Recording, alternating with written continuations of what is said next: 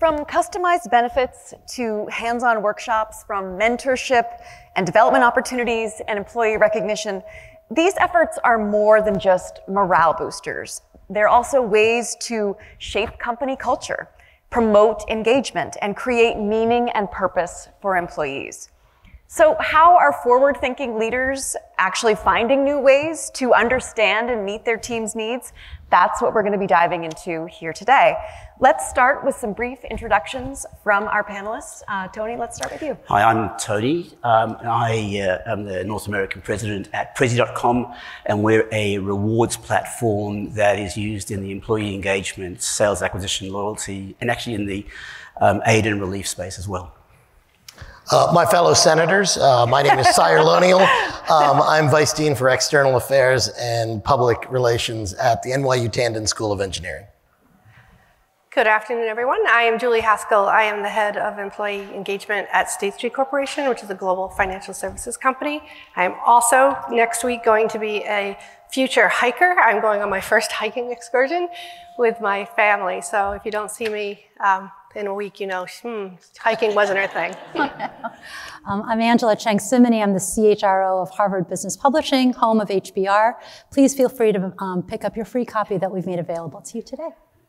Hi everyone, Mike Dallas. I'm from Manulife Financial. Local brand is John Hancock, and I lead our employee experience globally. So when it comes to employee recognition and gifting, research suggests that it's less about the reward itself and more about what it conveys. That you are a valued member of our team and that your contributions matter to what we're trying to do here as an organization. So my first question is about how you ensure that that recognition and reward is meaningful to the individual, and what are some approaches to ensure that these efforts genuinely resonate with each person to signal what you're intending? Mike, I'm going to start with you. Yeah, thanks so much. So it's a common question that we're all dealing with is what is meaningful recognition? I think the concepts of recognition, and we were even talking before our little session on the generational differences and how people receive feedback and how people feel about recognition. We, like many firms, were excited about it. We put a platform in. WorkHuman is our platform of choice, but you can pick any vehicle. But we really wanted to focus a little bit more on the branding component and to try to, how do people nominate? How do people receive an award? So we put an overarching, what we call podium recognition, to brand it, and it almost becomes a verb. I got a podium, I gave a podium. It made it more engaging, and to make sure we have enough ample time for everybody, I'd say what we really, if there were three takeaways, the one is having a little bit of a brand that follows. The second is we really tracked how many awards people were giving to other people at a peer level. So it was less about your supervisors, and we actually set a goal that we hope X%, and in our case, we wanted to get over 75% of the people had given somebody else an award was a big element. And then there was a lot of choice within the application. The write-up was more important. So in any award, there's a write-up that goes with it. We publish those on our internal web platforms. We take video clips of them and embed it throughout. So those are some things we focus on. Julie? So also a WorkHuman client. So I'm definitely on that recognition. I get the platform. I think it's great, that peer-to-peer recognition. I think for me, the one thing I think sometimes we lose sight of because everyone is so busy and our hybrid work environment has also taken us sometimes away from each other is the power of simple. And so often I say to our leaders, simplicity can be the easiest way to recognize someone. So sometimes I think we fail to recognize that thank you, good job, walking around the floor virtually or in person, to just have some gratitude. Another thing about both our platforms, I think it's like the power of gratitude. That's one thing I really think about recognition. I think it's a cross generation. I spend a lot of time thinking about generations. There isn't one, I'm sure we represent every generation in this room. There's not one of us that doesn't feel better about ourselves and our work when someone recognizes us in a very quick way. So sometimes my theme today is really going to be like, there are some really concrete things we can do and there are very simple things we can do. And I think that power of thank you is really important. Contributes to our emotional salary, not just the money that we're putting in the bank. Tony, how about you? So we come into the equation more at the recognition phase, and I absolutely concur with the comments that have already been shared. Our experience is not just in the actual recognition, but also in how you deliver it. You know, sending an email these days is passé. Most people won't even read it or acknowledge it. If you happen to have anybody in your house under the age of 15, if it's not in a 12-second video, they probably won't even absorb it. So providing flexibility, whether it's a video, being able to, you know, put some personality, your company personality into the message. And I shared an example earlier that we have a client that dresses up in a chicken suit and sings happy birthday, and you get that message if it's your birthday every 6 months, and it's a different suit every cycle. And the company, the employees in that organization wait to see what the next iteration is going to be, and they post it outside the organization because they're actually really, hey, have a look at this, and you know, and the CEO is part of that person's personality. So having the flexibility to communicate it is really important. You know, email on its own doesn't do anything. Everybody expects to get some form of value, so you know, everybody gets a gift card. So really, the value amount is less relevant, but it's the how you get it, and also where it's come from. You know, the peer-to-peer piece is also extremely important. So what I'm hearing is, as you said, there are a lot of concrete things that are, some of them are very complex and some of them are very simple. So organizations often tend to rush to embrace perks and rewards that are shiny and new and trendy. You know, everyone remembers ping pong tables and gift certificates, lunchtime yoga. But before mastering the real basics, such as concrete career pathing, fair pay, getting these fundamentals right takes real discipline. But how do you ensure that your organization is really focusing on these foundational elements before getting distracted by the new and shiny? And what strategies can you use to strike the right balance? I want to start with you, Angela. I think sometimes we in the function tend to complicate things. So when you said about simplicity, that really, really resonated for me. And I think what's important to take home is that you don't need to have $1 million infrastructure to do some of these things. If you don't have a rewards platform, that's okay. There are really old school, you can send someone a card, you know, even if it's an e-card, with a digital gift certificate, right? It doesn't have to be overly complicated, which is to say you do need to focus on the basics. So is your pay program correct? Can it pass an equity audit test? What does your performance management system look like? Is it easy to use? Is it intuitive, or is it that annual burden that everybody hates and nobody derives any value from? What is your talent acquisition process? Do you have a good referral program? Are you focusing on diversity? Are your interviewers trained, right? And how do you do succession planning? How do you do talent development? Do you have a clear career pathing system? And again, a lot of those things I built in my organization, surprisingly, kind of with chicken wire and bubble gum. We're a nonprofit. I don't have $1 million budget. My team is very small and lean, and we built it all from the ground up. But what makes it credible is that we used our own staff to build each of those programs. So that's how we know it's resonant, and that's how we know it's having impact. Yes. How about you, Sayre? Well, you know, it's interesting. There's a couple of things that I thought were said earlier that I think are very, very important. One, I certainly do hope all of you do read email, because I send a lot of them. And you will all be receiving one from me at some point next week. So please, I really would appreciate it if you did read it. Two, you know, I work at New York University. We are a very large university, and we try to manage support and the thank yous coming from departmental level rather than very top down. We have a very, you know, it's a very structured place, like many universities are. So departments and managers, we are hoping, do a very good job of recognizing and thanking what people do. I have the lucky job of being in the communications department, which means that I get to hear all the good news and the bad news that comes out of our students and our faculty and our staff. And part of the way that we demonstrate our recognition is the demonstration of what people do in their homes and how they do it in their neighborhoods. And we tell their story about how they've made their community a little bit better. We pride ourselves on being a university in and of the city.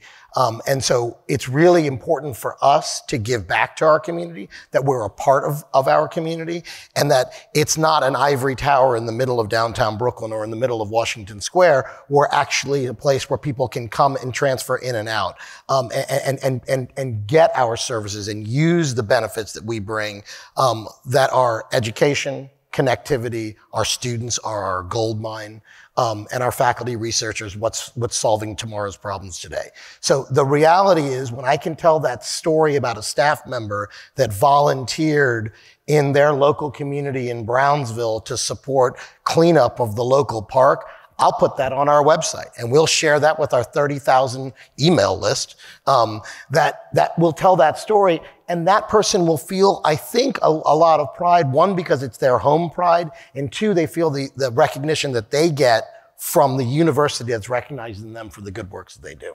I definitely want to get into that more later. But Julianne, I know you just launched a more formal program at State Street about complete conversations. Yeah, I mean, the one thing that I can come in with is, because my team manages the employee engagement survey process, a lot of our assumptions we can test with data. And so all of the processes that you were talking about, I sort of, that's a lot, and we want to make sure, we keep saying, finish and complete what's available to you. So career conversations within our talent development space is really interesting. We did have to launch a formal process where we start with our employees. They fill out a sort of a self-assessment of where they want to head in the future, because we know one of the drivers of engagement is believing you can grow your career at State Street. But after that, after the employee does that process, we then have the manager come in, some technology, some one-on-one conversations around really making sure the manager hears what that employee wants and is able to have a conversation about how they can get there, what skills they need, where maybe their weaknesses are, what do they want to develop.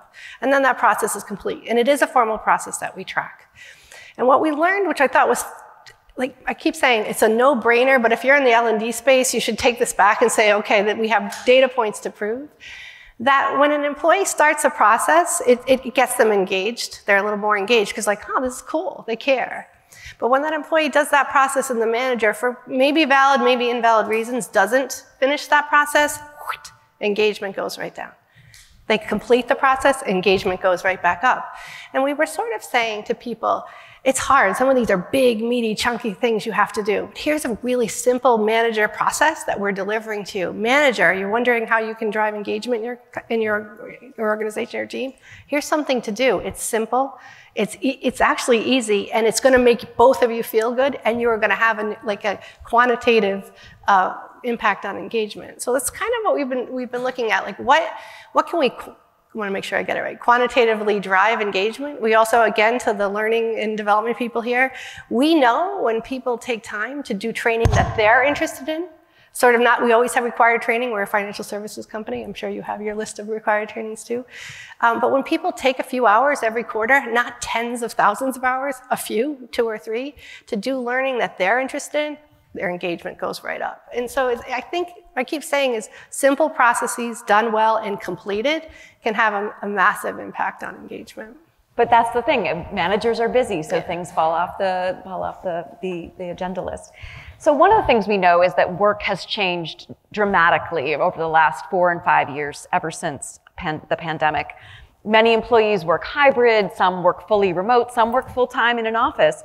So how can you meet the needs and make sure you are recognizing employees and keeping them engaged in the culture when they are working in these very different formats? I'm thinking about getting an email, a well done, an atta girl from your boss that only you receive, and some of that you'd want the peer recognition. You want others to notice, hey, that project went really well. Mike, how do you approach that? Yeah, I think we're all dealing with the realities of multi-generations, multi-footprint in how and where people work, some universal elements of the programs that lay the groundwork to be able to even answer that question. You have to do the basics right. You have to keep things simple. For Manulife, we really wanted to start with, instead of everything being tailored, that you get something unique because you're hybrid, and you get something unique because you're on site, and you get something unique that is remote.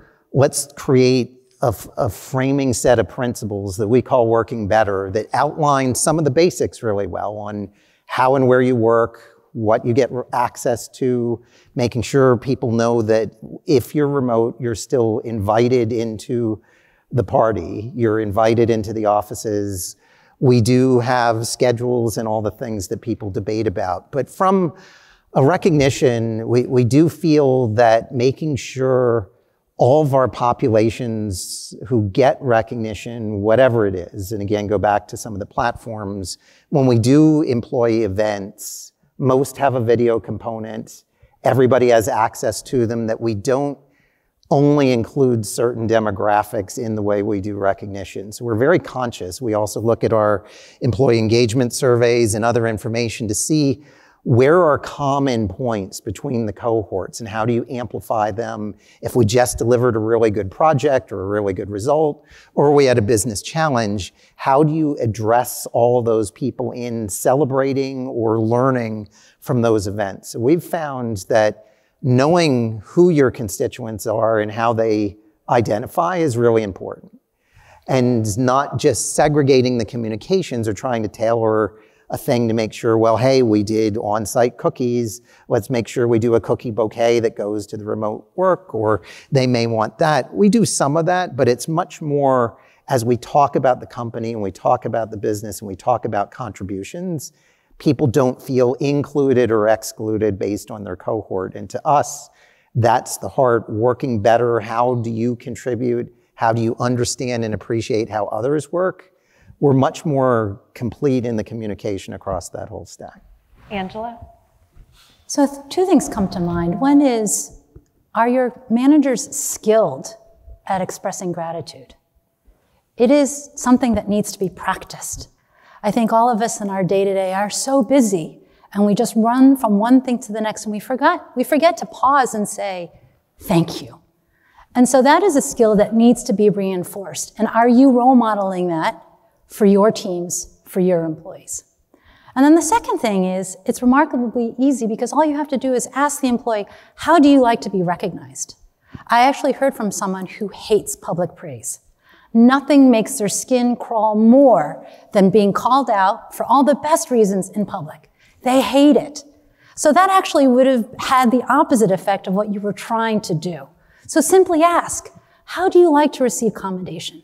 How do you like to know that you got a job well done? Would you like to get an email that you can print and put on your refrigerator? Would you like it as a spotlight cash bonus? Would you like more time off? You can just ask the question.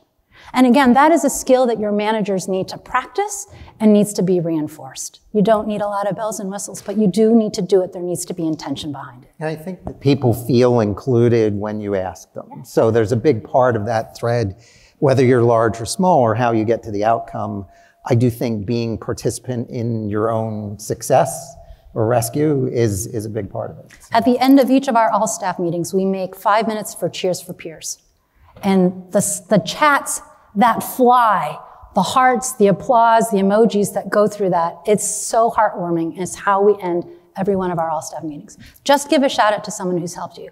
IT team, this person for covering for me while I was sick, or this great project. And it is part of our culture. It is something we do every month. It doesn't cost you anything, just 5 minutes. And as you said, it's a very feel-good kind of activity. It's a lot of goodwill is produced by that, and camaraderie, and that really is so critical for driving engagement. But what I'm also hearing from all of you is just how crucial people managers are to all of these processes, and making sure that you, as an organization, have trained your people managers in order to have the kinds of leadership abilities, but importantly, emotional intelligence too, to do this kind of work. Tony, what have you seen in your experience? So we're an Aussie startup, and when COVID hit, everybody went remote instantly. There wasn't this transition to hybrid, and it just happened overnight. You know, you were in the office yesterday, you're working from home today. So all of a sudden, and our business model at the time was very much a recognition-based business model. And now people aren't coming together. So the recognition part actually gets amped up because you have to keep the teams connected. But then all of a sudden there was the engagement piece. And, you know, being a digital product, all of a sudden we came up with, you know, forgive the Australian colloquialism, it was called a morning tea, a virtual morning tea, which is the equivalent to American coffee catch-up, I guess. We drink tea. Okay. And effectively, instantaneously, we scheduled the meeting. Everybody got a digital gift card sent to them. It was a a generic card. They could use it at, Starbucks or Uber Eats or whoever was delivering. All delivery services were there, Grubhub, etc. And everybody got a coffee and a cake delivered. And there was this virtual morning tea where we could do all of our recognition and our celebration of the achievement. So suddenly we've gone from, the coming to work, everybody's at work, it's much easier to have those conversations face to face when you're there, but now you've got to do it when you're not there. So we found the need to do that became more prevalent, and the need to do it more frequently became more prevalent because people suddenly are now at home. They're used to being at work. They're suddenly on their own. They're asked, that social interaction has gone. And so we actually found that this virtual morning tea soon became part of everybody's, it was the equivalent, we were talking earlier in the green room about the proverbial water cooler. This became the proverbial water cooler conversation. People were gathering that, schedule it just randomly, somebody would schedule it, everybody would dial into that particular Zoom room, and that was the water cooler conversation. And it came out of necessity more than anything that we'd planned or thought through. So it was a ritual that then became the water cooler conversation, because I know, Sayer, you were talking about what is lost. And it is that you said that a lot of work gets done at the water cooler, in between the meetings, on your way, meeting up in the parking lot after work to rehash a meeting. So do you think that organizations can create this kind of engagement that propels productivity and also helps create the company culture too in these ways? Yeah, so I don't think the question is can we, and let me just be very clear on this. I like going into the office. I like working with people. I like talking to people. I like human interaction. But with that said, I don't think it's a question of can we have to. This is what's happening. This is what's going to happen. And thankfully, I work in an engineering school where we create technology. And those technologies are going to be the ones that allow us to communicate, that allow us to share more information regardless of how fast your Wi-Fi is or how fast your downloading ability is going to be, because we're going to make those packets smaller. And we're working on that because we understand that communication isn't just this, it's this. This is my phone I'm pointing to. But it's that, right? And it's understanding that if I'm going to really live in the connected world that we talk about and we've bragged about and we've been saying is coming, we're here and we have to actually embrace it. And so while I say I like being in person, I will always like being in person. That's who I am. It's just who I am. I do communications for a reason, right? But the reality is that at the same time that we're doing that, we can do things that you talked about that are like, how do we create the virtual water cooler? Or what do we do? It's a great idea, right? I mean, I do believe that I will never schedule a meeting with my CFO about something really tiny. I'll never do that 10-minute meeting, which means that tiny thing goes months and months and months without meeting, which means that now administratively I'm behind the 8 ball because I didn't have that meeting and it went on forever. But if I did have the happy hour or the morning tea or whatever you want to call it, maybe I would. Hey, Pat, by the way, I'm curious, why don't I get reimbursed for cookies anymore? Like, what's going on? I like cookies. It makes me happy. But like, the reality is that I would never schedule that meeting. That would be a weird meeting to schedule, wouldn't it? I mean, like, think about it. But I would have that conversation in the hallway. Maybe we can create those, and I think we should spend more time doing that, and we should use the technologies that are provided to us right now and enhance them and make them better. So I think we can and we have to. Okay. I want to go back to something you were talking about earlier too, and that is that research suggests that of all the various well-being and engagement initiatives, volunteer projects offer one of the highest return on investment, because giving back not only makes employees feel good about themselves, it also makes them think more highly of their employers too. So I'd love to talk with you a little bit more about what you introduced when you first started talking about yeah. NYU. So I mean, I think that when you're a major employer in a huge city like we are, you've got employees that run the gamut. Those that want to just go home and Netflix and chill, and those who want to go and volunteer, or those who go to their religious, whatever it is, whatever their outlet is, and so. Being able to capture and understand what that is and allowing individuals to not only do that, but also say, hey, would this be something that the school would be interested in supporting? Again, I come back to our greatest gift to the world is our students. They are your future employees. They are the ones who are going to be doing the next generation of work.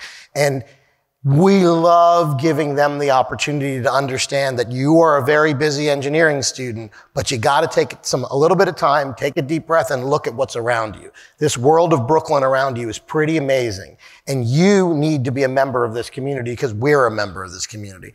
And embracing that community will be something that, the same way that we talked about, we need to teach managers how to be better communicators and do a better job. We need to teach students and our employees that they live in a larger world than just their job, right? And so whether it is that they're at NYU or whether they move on and they go to GE or they move on and go to a different company over here, it doesn't matter.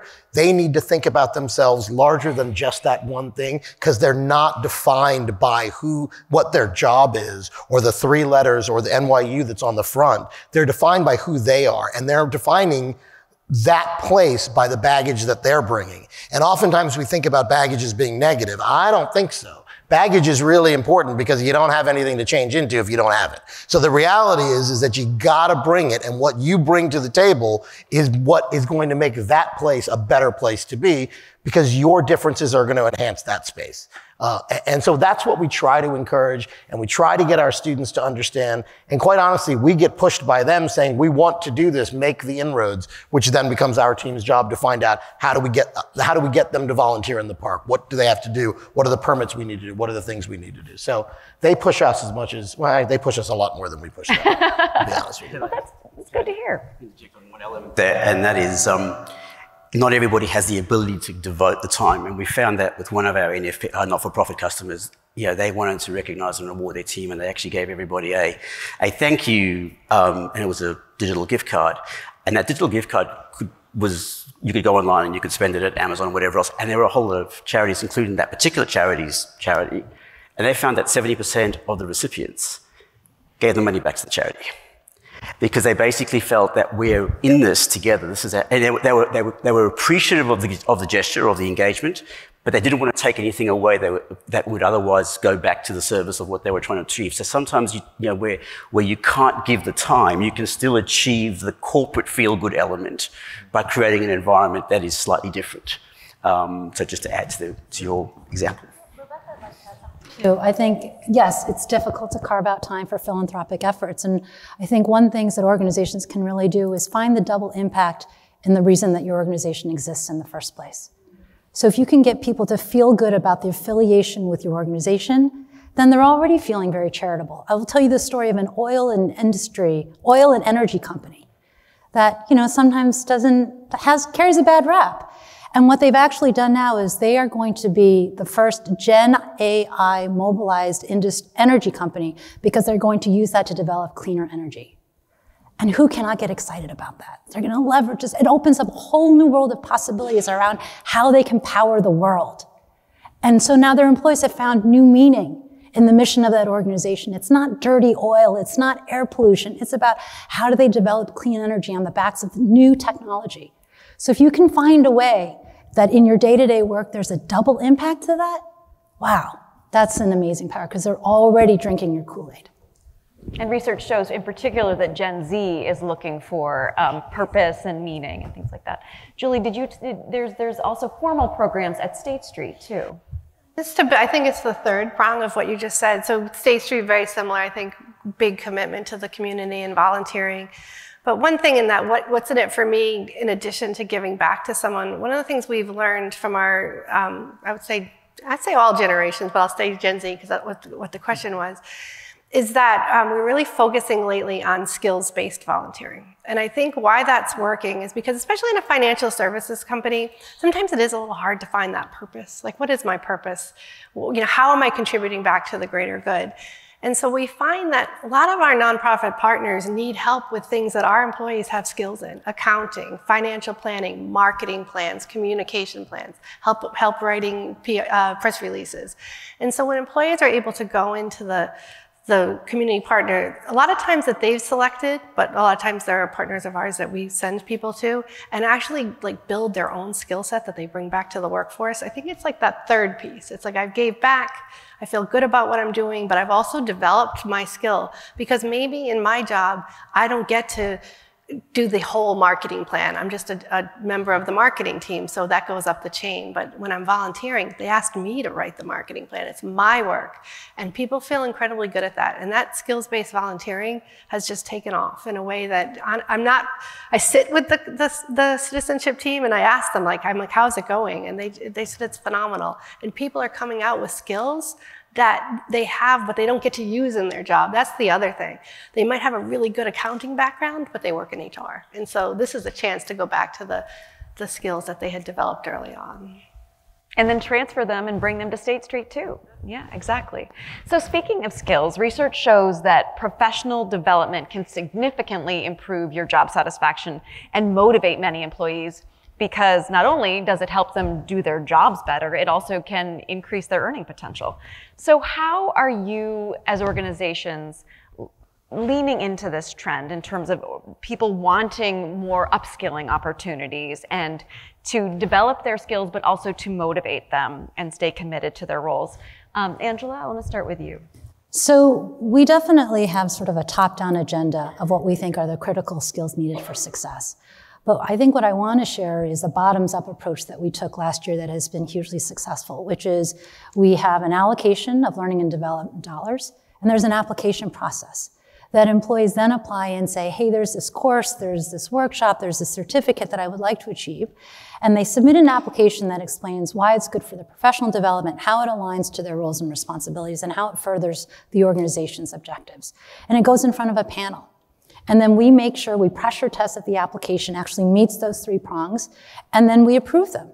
And we doubled the number of applications because what happened was it was driven by the employee.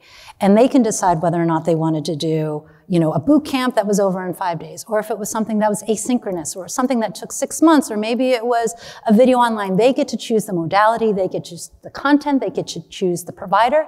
They're really driving it. And I think that there's so much more investment when it's of their own choice. And we've talked about compliance training, which is generally so dry, and part of it is because they have to do it. And so they're investing in their own time to develop their own skills that also benefits the organization. So again, you don't need a formalized, infrastructure to do that, but we really saw a huge uptake and people knew that it was bespoke because it was for them. Sarah? Yeah, so there's 2 ways that I want to answer this. One is, what do we do to support our employees on how they can continue to love their jobs and enhance themselves and their time at NYU? Tuition remission.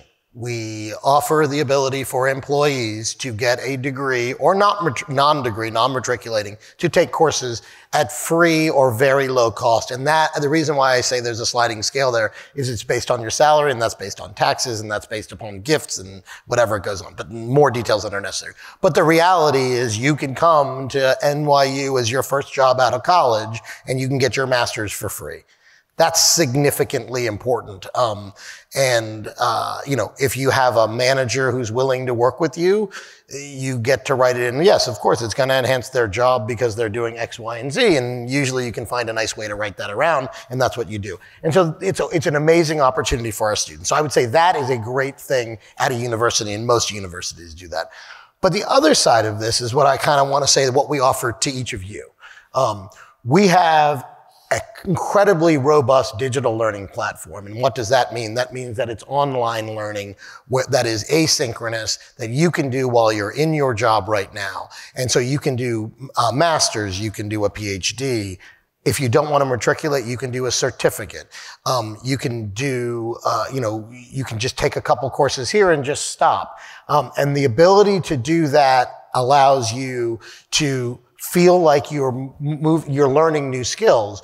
What other thing that we can do is that we can work directly with each one of your companies to say, how do we want to tailor that course for your cohort? And now we will come up with a course with you that will actually enhance the skills of who your employees are and who you want them to be. A really good example of this is that with the MTA, runs our subways in New York, the MTA had a cybersecurity cohort program. We just graduated the 3rd set of them. That's not a degree. It's a certificate that the MTA cohort received based upon a curriculum of each of those MTA employees learning about cybersecurity at a level that was not in their job right now. Being able to recognize a cyber threat, being able to figure out are subways under attack. Knowing those skills not only makes for a safer system, it makes your employees understand and take a little bit more ownership because, by the way, the job is paying for it. They're not paying for it, right? And so the reality is that there's a lot of ways in. We like to say there's a lot of pathways into our university,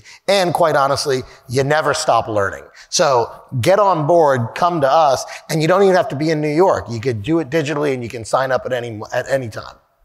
I want to talk now about managing Gen Z. And this is something we were talking a little bit before in the green room, because Gen Z, as we know, research suggests and our real life experiences tell us that they have specific expectations around purpose and flexibility and recognition, how they receive and give feedback. How are you adapting your strategies to meet these expectations and make Gen Z feel valued? And what approaches have you found effective? I want to start with you, Tony. Gen Z, whatever your process is today, when Gen Z comes along, you're going to need a new one. And that's what we've learned. And what we find with Gen Z is instant gratification. But they want choice, and they want the choice there and then. They don't want to have to wait for it. They do like the monetary value, but it's less about the monetary value and more about how it's been communicated and if it is a recognition, whether it's been widely recognized. They are not shy or ashamed of things that perhaps I would have been in when I was looking early in my career. And then there was an example that I shared which somebody gave to me the other day about a Gen Z wedding where when you arrived and you sat down at the table, there was a QR code for you to scan, which opened up your Venmo app so you could actually gift at the table. You weren't expected to bring a gift, but you were expected to gift when you were sitting at the table, and that was okay because they weren't embarrassed about asking you for that. That is their norm. So the key for us is it needs to be flexible, it needs to be instant. Yes, it has to have a monetary value, but it also has to, and this is not I still read emails myself, but I do know that if I need to communicate with somebody who's 17 or 18 living in my house in Sydney right now, a 10-second video on TikTok is going to get a better response than a phone message or a text. So you need the flexibility of all of that. Excellent. Mike? Yeah, I would just say everybody needs to be met in how they learned and developed. So to me, there's some elements of early career that are very common for anybody at any stage and generation or early career, but there's also a nurturing in a way people were developed, how they learned to learn. We find there's a lot of collegialism within the current emerging generation. They grew up much more in shared expression and shared reward, and at times less differentiated. To your point earlier on, I don't want to be singled out or I don't want a public. So I'd say just as we think about the generations, and it's aligned to some of my earlier comment, the more we can understand where people are coming from, but not make it, we need everything so bespoke. Like, how do we come together as a culture? And whether it's mission-oriented from how you go out in the community or represent your brand or have pride in what you do, we think there's a lot to the current generation. We do the cross-generational training and other things that a lot of people do, but it really is going back further than just describing the current. How do people learn and how do they want to learn is kind of the thread we pull on a lot of these topics in HR. You said important to them in their various life stages. Are they just starting their career and want more money and flexibility and more pay? Are they starting to have families and thinking about needing that flexibility? Are they thinking about retirement and wanting to give back to next generations? So it really is about thinking all about all of that. So we're nearly done here, but I want to just ask each of you for a final word on what the most effective strategies you have found in terms of boosting employee engagement, and your advice for leaders on how they can create an environment where employees feel more connected. So, Tony, let's go down the line. A really simple, easy to use peer-to-peer recognition program that is instant and you can add comments. So it's not just an emoji or something, because some of the best things that I've actually read in any organization is going in and read what people say about their work colleagues. And you get to learn so much about your own organization when you start to see that level of insights. Yeah, I mean, listen, I'm sitting here on a panel and in a room full of people that read a lot more about human relations and HR and just in general, how to deal with various generations. And I was listening to your last question, and I think the biggest thing that I have found as somebody that has been managing a team, and the team that I have right now for 10 years, and various people have come on and off and various generations have come on and off, is that acknowledging and understanding what they bring to the table and what I can learn from them, because there's stuff that I don't know anything about. You can ask Lauren in the back. I still don't get TikTok. But the reality is acknowledging that, but also making it very clear and acknowledging to them that you have something that you need to impart to them. Right? And it's a partnership and it's a team. And so to me, and the same thing goes for hybrid work. It's about trust, right? I trust you to be doing your job when you're not in front of me, because why would I not trust you until you break that trust? You're innocent, right? You didn't do anything. Of course I'm going to trust you because you're my employee. And I get that, right? And so to me, that's the biggest thing. It's the team. The team is the most important thing. And their say is very valuable. Now, listen, at the end of the day, somebody's got to say, this is what we're doing. But I'm going to be hugely influenced by every member of my team, regardless of their age or how long they've been working with me. Julie? Well said. I think I'm going to say like the simpler version of what you just said, which is I always say to all our managers, I do think managers is a key, be curious, don't make assumptions. And even listening to the generational conversation we just had, I can tell you, like don't make assumptions about people. I have two Gen Zers in my house. They want very different things, and they're only 3 years apart. So I think we often make assumptions about people, and it just ruins engagement, because people say, you don't understand me, and we don't ask enough about each other. And so I go in a room and I say, she must be this way, he must be that way. And we don't say, let me ask you 2 questions that's going to teach me so much about who you are. You will flourish as a manager. So I think it's kind of what you said, be curious and don't assume things about people, and things will go, yeah. Angela? Yeah, I think I'll build off of that, which is we're all familiar with the golden rule, which is treat others the way you'd like to be treated. The evolution of that is the platinum rule, which is treat people the way they would like to be treated. So meeting them where they are. Their needs are very individual, they're very bespoke, and they're getting increasingly vocal about what that looks like. So I think if organizations start to practice that, we'll all be better off. Yeah, and if I just wrap it up, I would just say, be confident in your journey. I think everybody benchmarks. I think everybody wants to be something. Engagement is something that's organic and moving. So just be confident. You're not trying to will what's happening. You're trying to meet the organization and carry it forward, and wish you all success in that journey. Excellent. Well, thank you all very much, and thank you all for being here as our audience. Thank you. Yeah.